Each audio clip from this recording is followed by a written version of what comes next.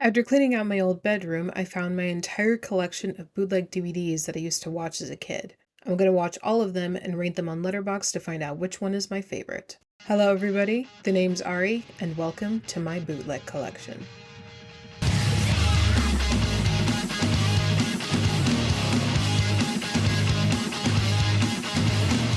Looney Tunes Back in Action is a 2003 Looney Tunes live-action movie starring Brendan Fraser, Jenna Elfman, Bugs Bunny, and Daffy Duck. This film was the last live-action Looney Tunes movie since the movie was a box office flop, and there wasn't another live-action Looney Tunes movie until Space Jam: A New Legacy came out in 2021. I don't remember much of this movie, but I do remember enjoying it, and I liked watching all the deleted scenes on the DVD with Bugs and Daffy commentating over it. So let's see if I still like the movie now that I'm an adult, and see if the movie deserved to be a flop. This is 2003's Looney Tunes Back in Action.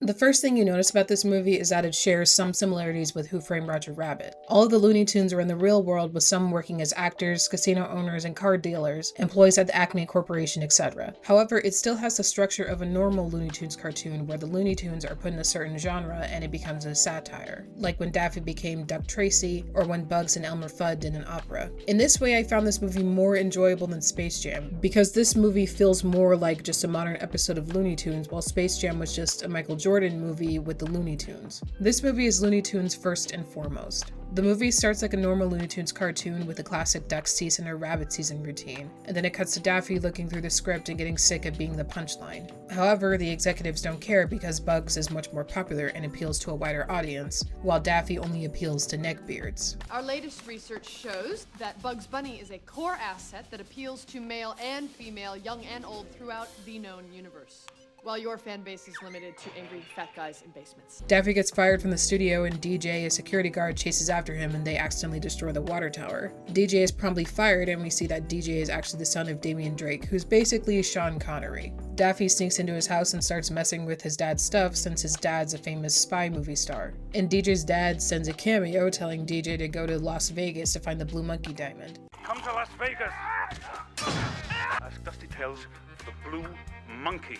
Bugs and Kate, Warner Bros. VP of Comedy, join them on the mission because the studio regrets firing Daffy. Then the movie turns into a spy comedy where the Looney Tunes go on a mission to stop the evil chairman of the Acme Corporation from turning everyone into monkeys. The reason why he wants to turn everyone in the world into monkeys is a bit nonsensical, but when have the Looney Tunes ever made sense? He wants to turn everyone into monkeys so that he can use them for cheap labor and then turn them back into humans so they have to buy all the Acme products. The chairman is played by Steve Martin, but I feel that he's a little too over the top for this movie. And we must locate the diamond and use its powers for our own diabolical ends. This kind of felt like he was practicing for the Pink Panther, or the movie is trying to act like Austin Powers with the silly villains. You can tell he's evil because he has a VP of child labor. We cannot have 9-year-olds working in sweatshops making Acme sneakers, not when 3-year-olds work for so much less. But sir, they require naps. Put double espresso in their sippy cups.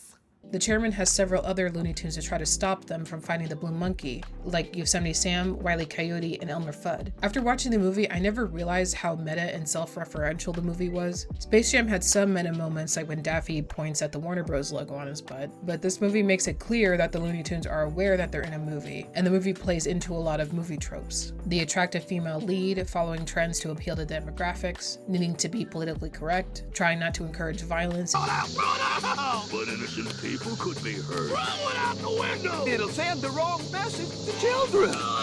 and having hidden adult jokes, like the joke that the moon landing was faked. There was also a Psycho reference where Bugs pours chocolate syrup down the drain, because Hitchcock used chocolate syrup in the movie for the fake blood. I love the part with Shaggy getting mad at Matthew Lillard for how he portrayed him in the live-action movie. You made me sound like a total space cadet, man.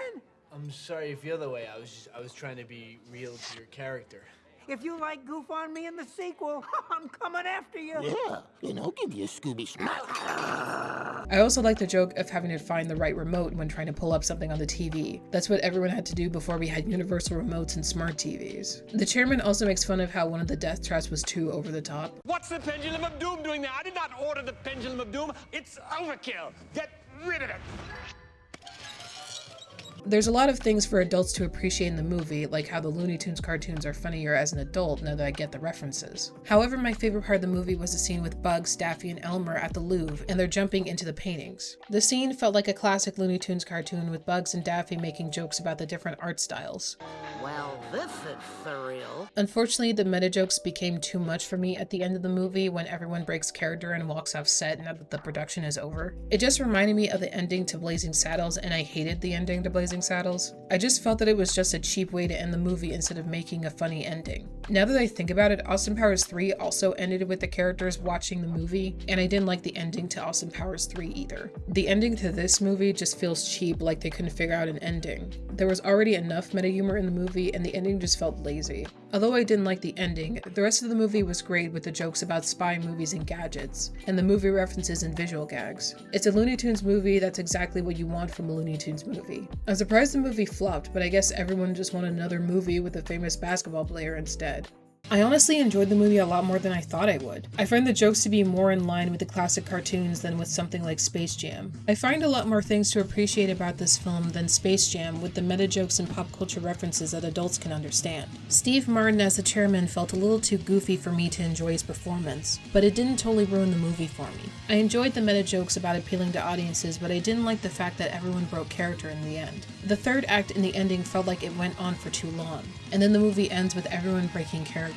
This felt a little like they wanted to do the same twist from Blazing Saddles with the actors breaking character, and that was my least favorite moment of both movies. It felt like they couldn't think of a good ending and just copied Blazing Saddles. As an adult, there were a lot more things to appreciate about this movie, like pop culture references and visual gags, so I prefer watching this instead of Space Jam. I'm surprised not as many people heard of this movie, and I think that everyone should give this movie a watch. 3 stars. Thank you everybody for watching. If you enjoyed this video, please give it a like, it really does help me out. Also, let me know in the comments if any of you guys have seen Looney Tunes back in action. If you'd like to join me on my journey of watching all of my bootleg DVDs, make sure to subscribe so you know when I upload a new episode. There'll be new episodes every month until I watch all of them. Now let's add Looney Tunes back in action to the stack.